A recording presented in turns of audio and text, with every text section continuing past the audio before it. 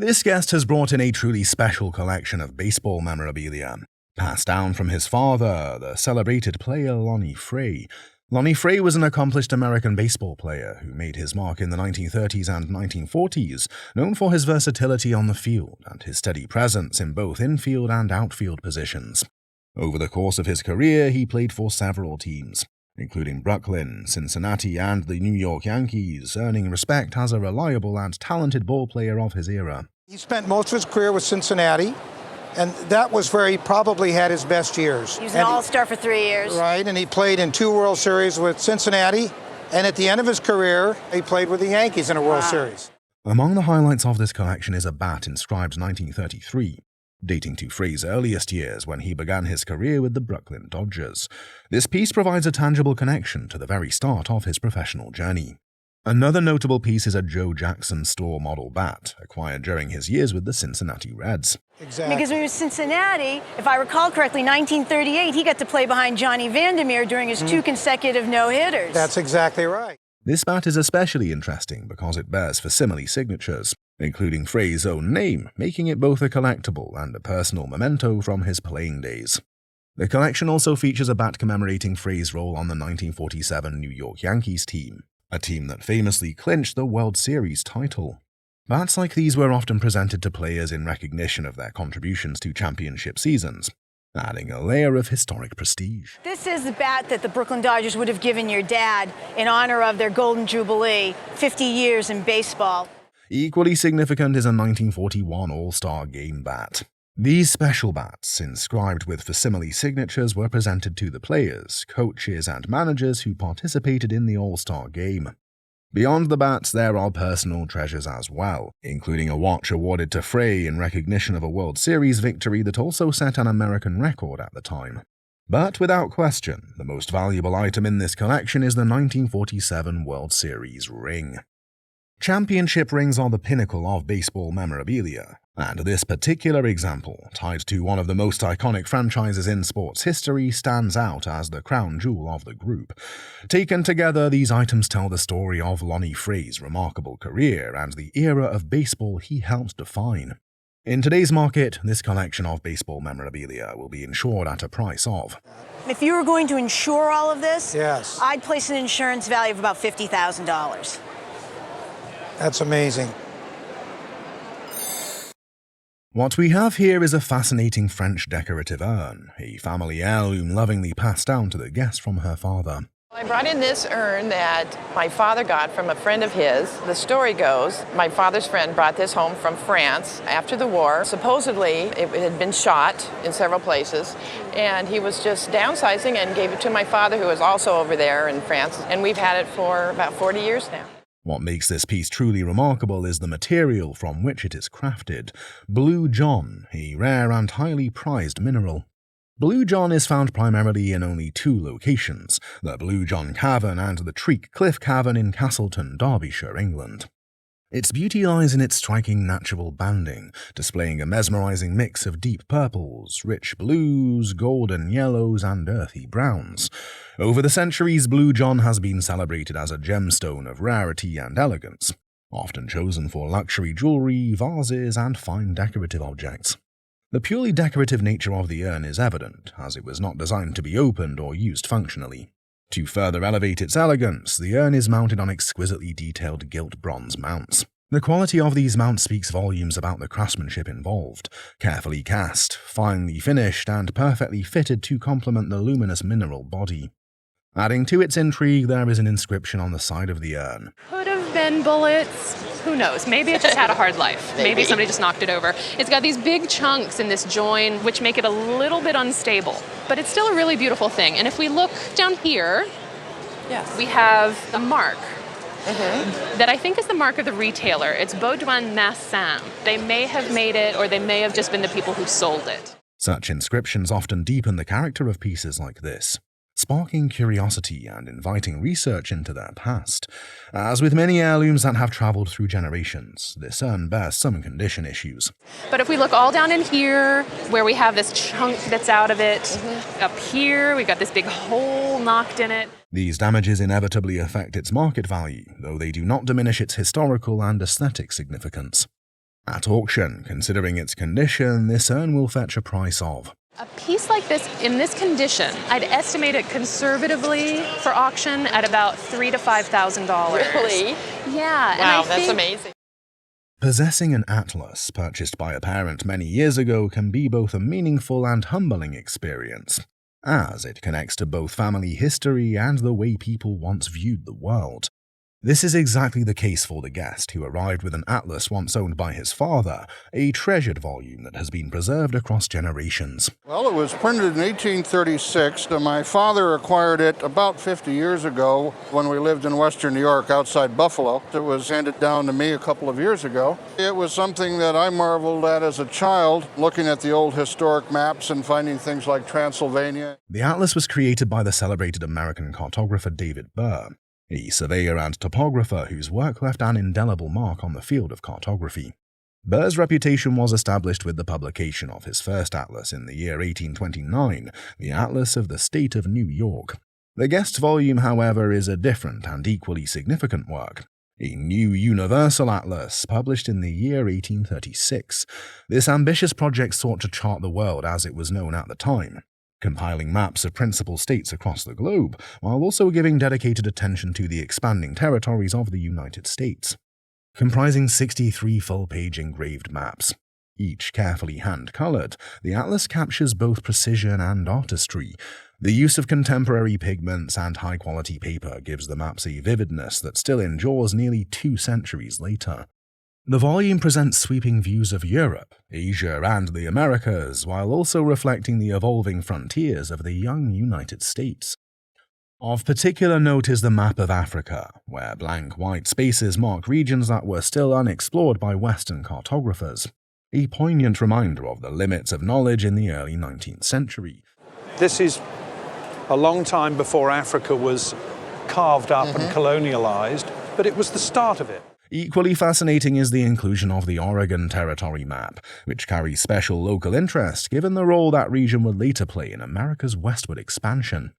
As with many atlases of this age, time has left its mark. Some pages reveal light staining, small rips, or gentle wear at the edges, though these imperfections are part of the book's journey and can be stabilized through careful conservation. But actually, this original grained cloth, which was a deeper purple, as you see, could be revived, and then a conservator binder could put a good back on that. Okay. There's a lot of interest in cartography at the moment. At auction, this remarkable atlas, blending personal history with cartographic achievement, would be placed at a price of. This would bear an auction estimate in the region of $15,000 to $20,000. Whoa. Whoa. That's a lot more than my dad paid for it. Yes, I'm sure it is. A good investment. Yeah. What we have here is an extraordinary archive of important materials that this guest gathered, offering a deeply personal window into one of the most memorable presidencies in American history. I'm really honored and impressed to see the collection you've brought with you from your time in the Kennedy administration. I wonder if you could just tell us a little bit about the background and what you did there. Well, I worked in the White House press office. I actually started working for him in 1958. I got out of college, and he was just starting his presidential campaign. Oh my gosh. And went then into the White House. So you were asked to join the team as the press officer? Yes. This archive comprises documents, memoranda, itineraries, photographs, and original manuscripts, correspondence, and reports tied directly to the administration of President John F. Kennedy. John Fitzgerald Kennedy, the 35th President of the United States, served from 1961 until his tragic assassination in 1963.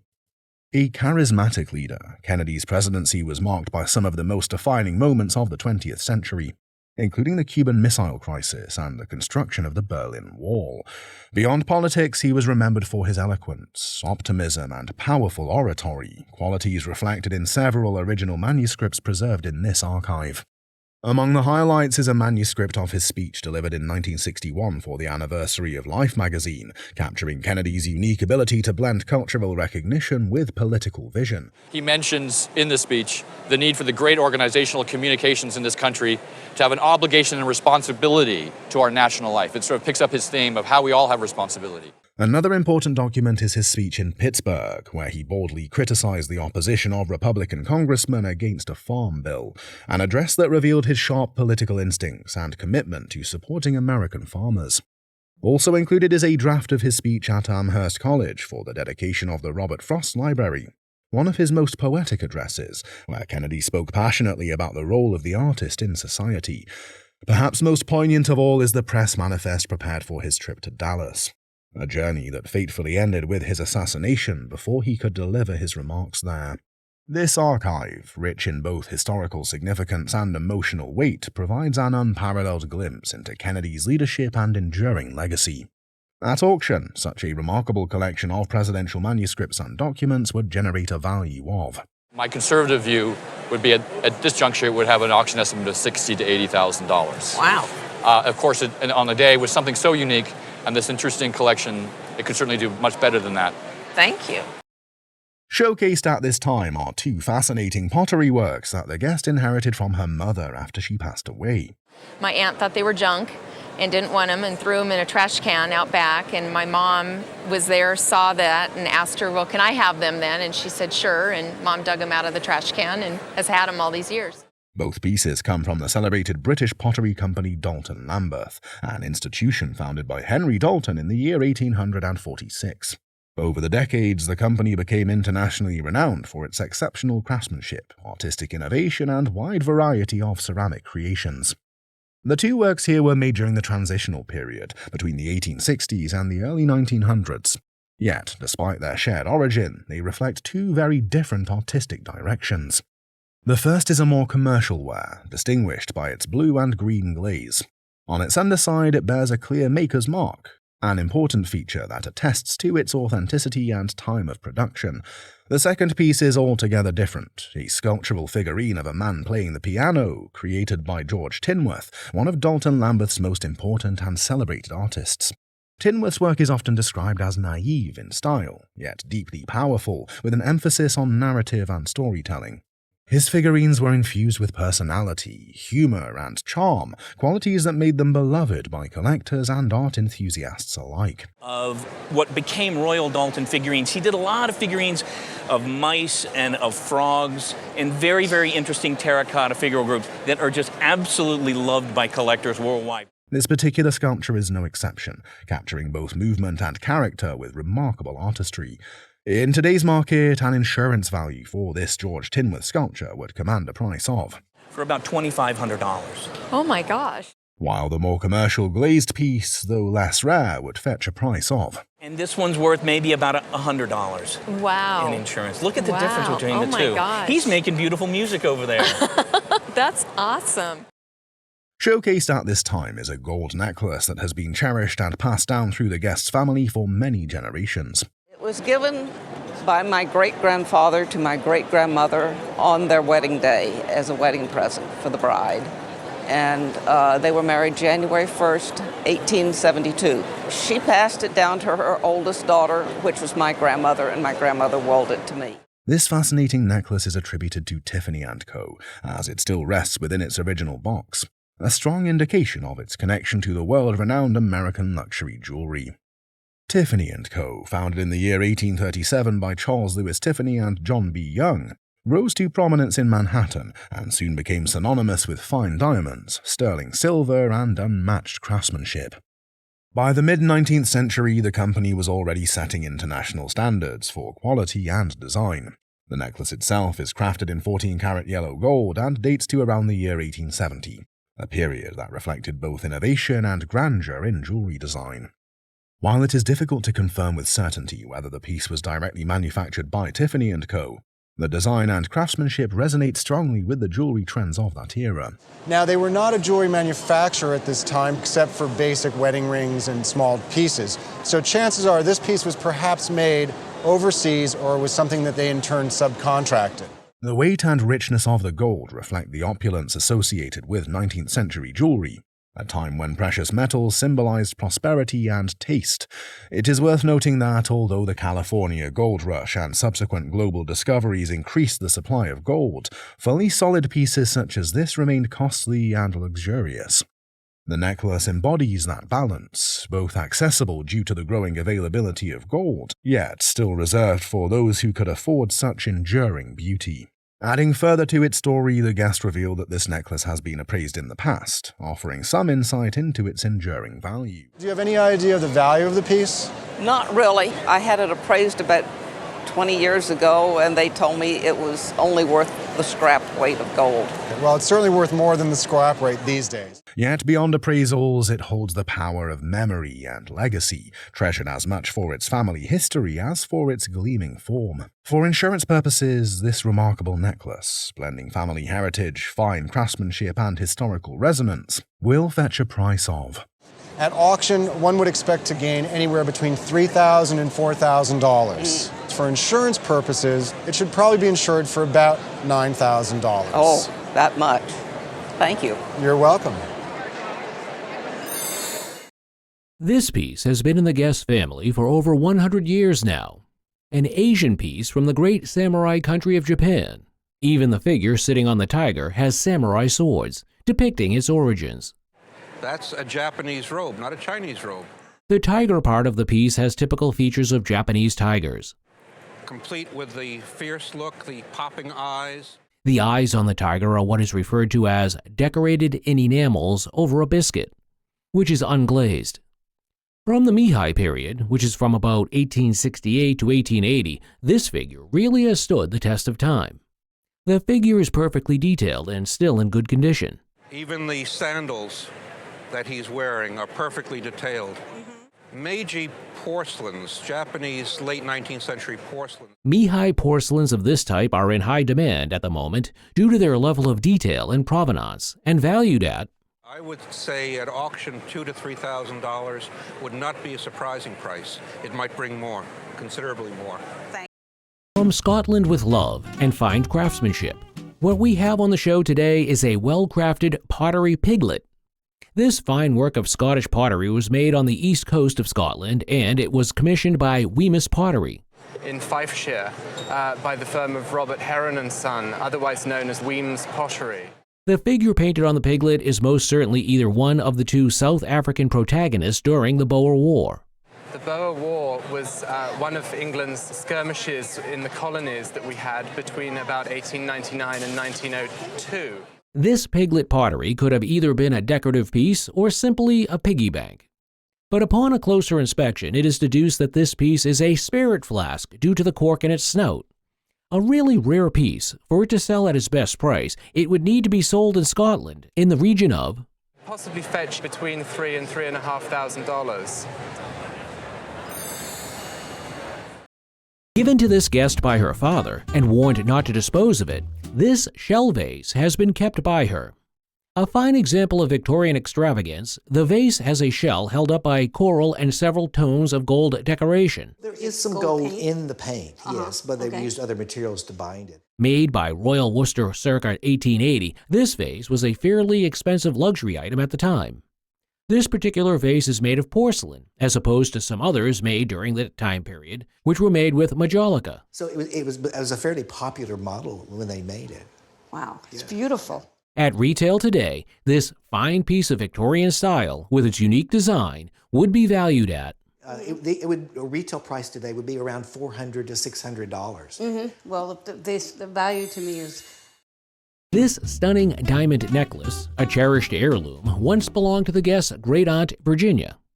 Family lore suggested Virginia acquired the necklace around 1910 and may have even worn it while traveling to Europe on the Lusitania. The necklace is from the Belle Epoque period origin, with its delicate platinum setting and beautiful old mine-cut diamonds. The design maximized the sparkle of the diamonds, especially under candlelight, which was the primary source of illumination during that era. Also, the chain attached to the necklace is a later addition, replacing the original clasp. While this meant any hallmarks on the back were obscured, the overall design and craftsmanship suggested a possible French or Parisian origin. Given the necklace's age, good condition, and diamond quality, the estimated insurance replacement value on this piece is conservatively $40,000 to $60,000 for insurance replacement value. Okay. Yeah. Okay.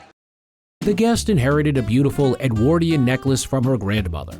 The necklace features a stunning 14-karat pink topaz, an exceptional size for this gemstone. Sometimes referred to as a Kleileman topaz for its deep pink color, the stone is a real showstopper. The necklace also boasts a surrounding halo of old mine diamonds and a strand of natural pearls. The design philosophy is less is more, where the focus is on the quality of the gemstones rather than the abundance of diamonds or metal. The necklace also included an interesting historical detail, the initials BBB, which upon inspection turned out to be the hallmark of Bailey, Banks, and Biddle. They are a prestigious Philadelphia jewelry company established in 1832. They were known as the Tiffany of Philadelphia. While the guest previously had the necklace appraised at $10,000, considering the exceptional pink topaz, the old mine diamonds, natural pearls, and the historical significance of the jeweler, the estimated auction value is. A piece like this would be $30,000 to $50,000. I see. Fantastic. Before us stands a figure that seems to evoke an ancient appeal. The guest bought this piece at an antique store. And she says, just whatever you will offer, and I had $20 in my pocket. This figure is said to be a Nariat figure, made by ancient West Mexican people, usually placed in tombs to accompany the deceased into the afterlife. We notice inconsistencies and lack of detail in this figure, indicating it is a modern replica of ancient Nariat figure. This, and I want you to listen carefully for this. You hear how high-pitched that is? That's a sign. Further questioning its authenticity is the use of paint or chemical treatments instead of natural patinas, a technique often used to make fake antiques. Despite being fake, this piece is still in excellent condition, which places this replica of remarkable ancient art at an auction value of. Normally, you'd see it, say, $50 to $100. So your $20 investment was a great one. I would have paid that at Walmart for it. There we go. Quite a peculiar looking and compact table, it was given to this guest by a very close friend of hers. This table was made by Danish-American furniture designer named Jans Risum. Risum was one of the first designers to introduce Scandinavian design in the United States. That is known for its pared down, simple, and honest, humble materials. What I like about this is it's really fantastic, good, honest, clean condition. Typical of Risum's designs, this table is marked by its clean, straight lines and minimalist aesthetic. The wood used to make the table could either be teak or walnut, with every aspect of its design reflecting meticulous attention to detail and craftsmanship. This simple yet unique looking table from one of the top contributors to modern furniture design would be valued at. If this piece sold for less than $1,500. Oh my God. Thank you. That's really cool. That's so neat. A toy of one of the more famous comic strip characters from the 1920s, Andy Gump. This character was drawn by a man named Sidney Smith. The toy was made by Arcade Manufacturing Company based in Illinois and was made using cast iron. It's quite rare to see metal toys still with their original boxes like this one. The car had the number 348 on it, which has a history behind it. Sidney Smith's first comic character was Doc Yak. Doc Yak had a car that he bought at a junkyard for $3.48, and that's what it was called. So this was originally Doc Yak's car. It became Andy Gump's. And the paint used for the toy is absolutely top-notch. The rarity of having a metal toy of this quality still with its original box would put its valuation at. This toy in 1992 would have been worth every bit of $6,000. Oh my gosh, yeah. The same thing it's worth today. Really? It's quite rare to see original drawings like this. But what's even more interesting is the painting represents the pinnacle of Danish expertise. This drawing was created by a Danish designer, Erik Magnusson. The drawing is called a cubic coffee set and was done in 1927. Because he was already a world-renowned silver designer, by Gorham in 1925 for just a brief period, 1925 to 1929. It was created to model a motif by Picasso and other expert painters. This is the artist rendering before, presumably, the coffee set was made. The coffee set was made, it was heralded by the New York Times as being the lights and the beauty of New York City, or Manhattan. The drawing is quite dramatic, given a certain appeal to its admirer. This is arguably the most magnificent piece of work done by Erik. At an auction, this masterpiece would be sold at the price of Minimum of $10,000 to $15,000 in the auction market today. Wow. That's surprising. That's great. This sword is quite a piece of history. It was used during the American Civil War. The sword is over 150 years old and has still maintained its quality. It was made by a firm called William McElroy. William J. McElroy made swords for the Confederacy, and if you had enough money, you could actually go in and he would make you a specific sword. The name of the sword's owner is engraved on the sword's surface. It says J. Knight Jr., J-U-N. Okay. And the grip looks quite firm for an item that should normally have rusted. It is quite a masterpiece crafted in sword form. At a suitable auction, this Civil War sword would fetch the price of. The sword today would retail for about $10,000. Really? Wow. This is an absolutely surreal engraving. It looks so realistic and yet so detailed, it must have been done by a master artist. Luckily, it was crafted by Giorgio Gizzi. He was the patriarch of a family of engravers out of Mantua in central Italy, who was known as the Renaissance master of Italy because of his superior engravings. The engraving was made after a painting by another expert called Angelo Bronzino.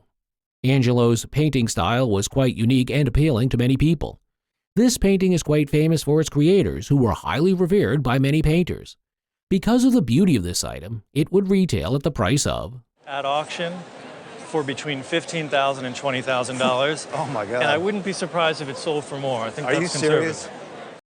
This magnificent work of sculpture was done by a famous artist. The artist in question is particularly famous for his work on Mount Rushmore, Gutzon Berglund. This piece was exhibited at the St. Louis Exposition of 1904. The sculpture is of the final emperor of the Julio-Claudian dynasty, Nero. It's maybe a different image than most folks know of Nero. As a regal emperor That's true. ruling his domain. Right. And is duly signed and dated by Borglum. Cast in bronze, it is hard to know how many of these pieces were created, as it was never documented. The actual archives of the Roman bronze works are at the Ammon-Carter Museum, and you might be able to contact them. They have the records. The piece has some greening on it due to corrosion, which is advised to be checked by professional conservators. Although it is not one of the works one would typically associate with Borglum, it is nonetheless of a historical figure, and in a gallery setting would be valued at in the $6,000 to $8,000 price range. Right. That's wonderful. The guest scored a lucky find at an estate sale, a work by French artist Auguste Herbin for just $200.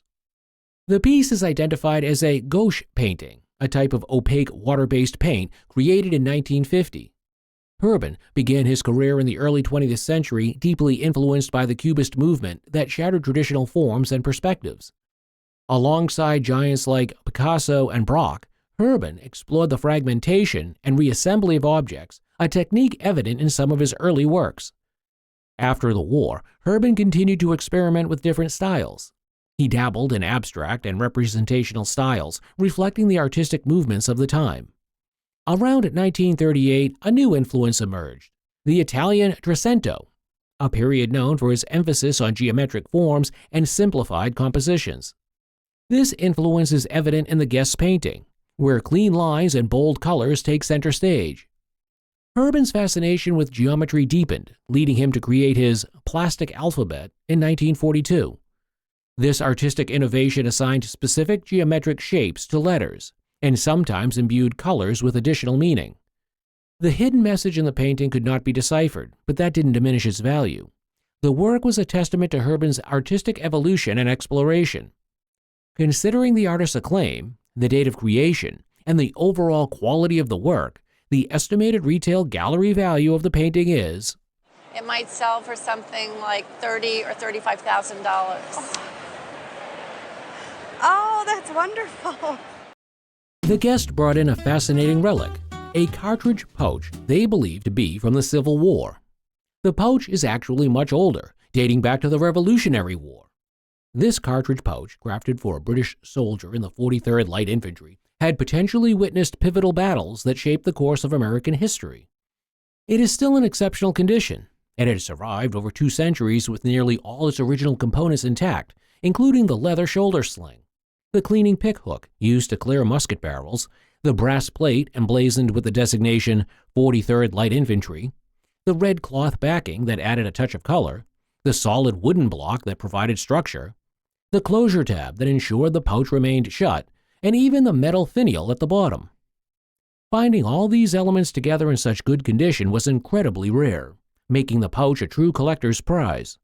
While a Civil War cartridge pouch might fetch around $1,500, the Revolutionary War provenance and excellent condition of this item skyrocketed its value to a staggering. This one on today's market would retail for between $20,000 and $25,000. My Lord. What you are looking at here is a unique and intriguing piece of art, a painting by the legendary musician Frank Zappa. This wasn't just any painting, it was a work created during Zappa's junior college years, making it a very rare early glimpse into his artistic talent. It's a fascinating imagery of an orchestra and possibly an opera scene, hinting at Zappa's future musical career, known for its theatrical and complex arrangements.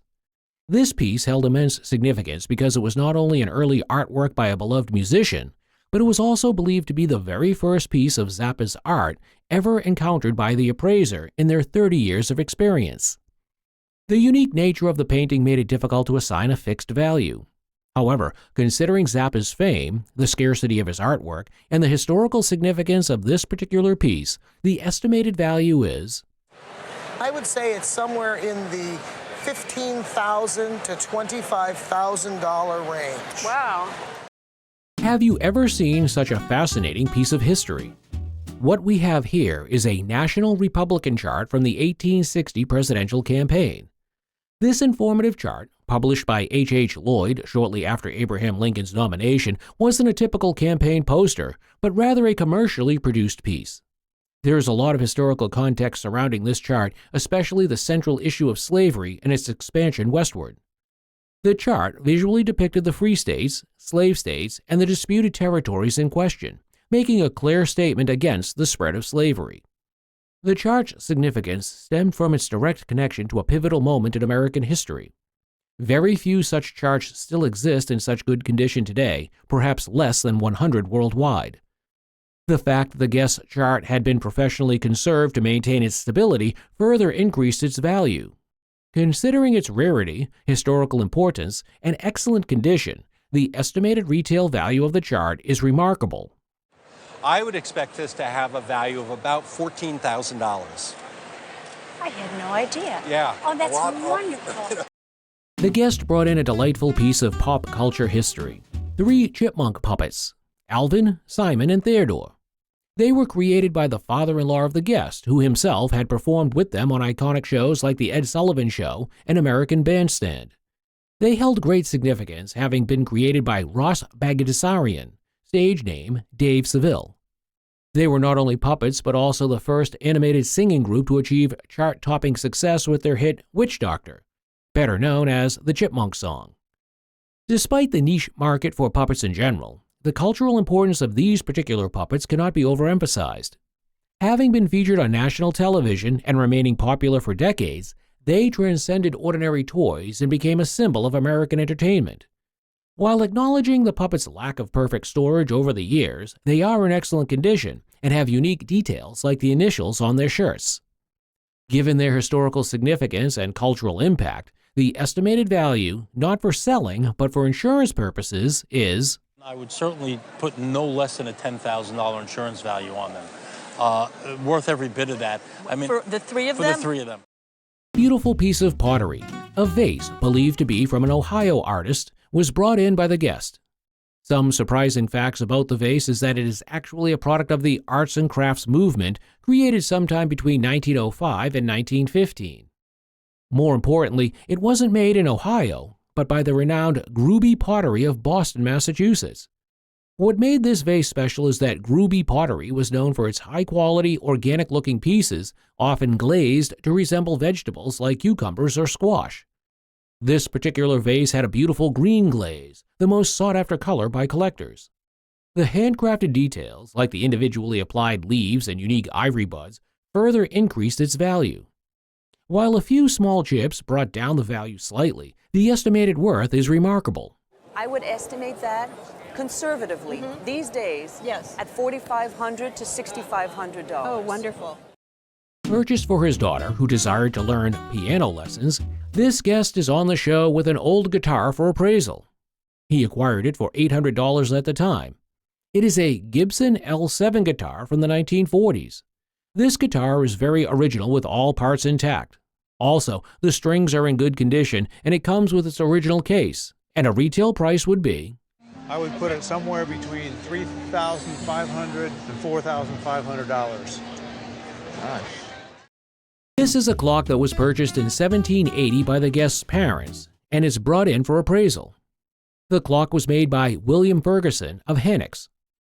One interesting thing about the clock is the large image and the size. Ferguson was a well-known wall clock maker in the 17th century, but the case was carved at a later date, and this kind of carving is not sought after in the market. Hence, an auction price for the piece would be around... A clock like this would sell on a retail level from $3,500 to $4,000. Okay.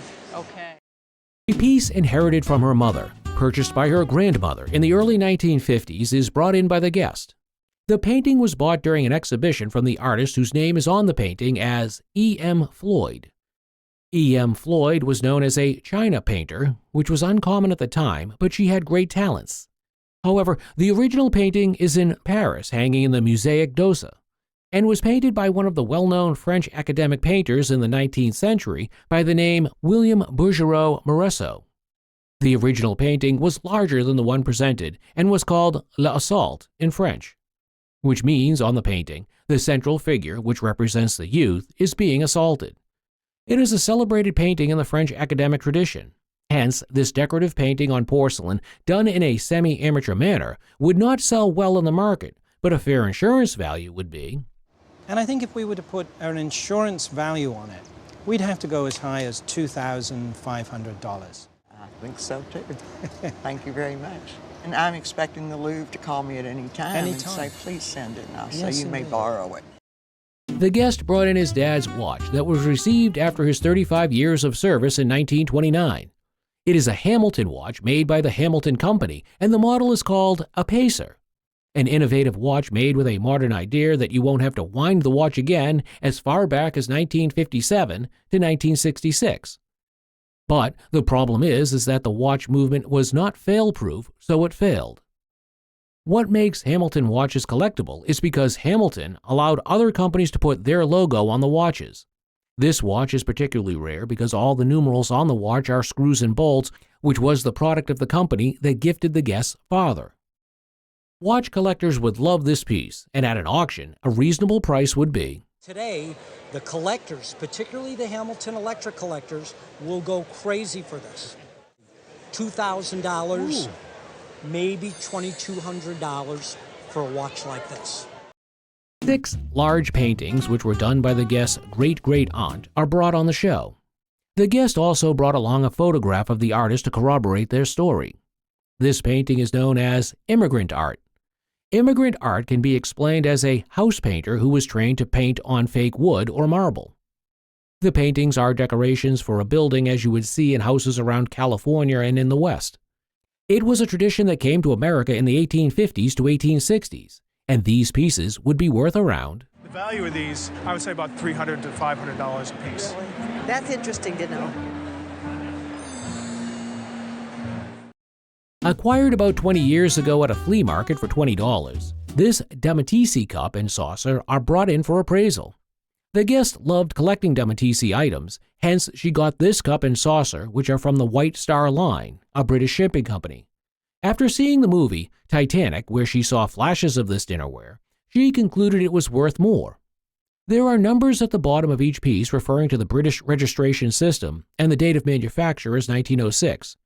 Most British ships had china with this pattern, but this particular pattern is known as Westero pattern, and it's possible it was on the Titanic. Another thing to note is that this piece comes in different variations and sizes, which determines the price. At an auction, this dinnerware would be worth about... For the cup and saucer, at auction, we're looking at $500 to $700. So not bad for a $20 purchase. No, I think so. I think that's very nice to know. Thank you. The guest's father, a German immigrant and art lover, collected the art that appealed to him. After moving to the U.S. during the war, he collected this piece of Maurice Utrillo, which the guest has owned for over 30 years. The appraiser detailed Utrillo's life, mentioning his painter mother, Suzanne Velladon, and his struggles with illness and alcoholism. The painting was notably signed by Maurice Utrillo at the bottom, adding an authentic touch to the artwork's overall value and provenance. Utrillo, who had no formal training, often painted Paris scenes from his window during the 1930s. The painting featured Montmartre and the Galette in the background, and the appraiser noted that these scenes remain prevalent in Montmartre today, highlighting the authenticity and timelessness of Utrillo's work. The appraiser praised the finesse and detailing of the painting, noting the French flag at the top and the figures ascending the alleyway. It was an oil painting, evident from the thumbtack marks where Utrillo would pin the paper to a board while he worked on it. The appraised artwork, an oil on paper from the James Vignon Gallery in Los Angeles, was estimated between I think that this would bring at auction somewhere in the neighborhood of $80,000 to $120,000.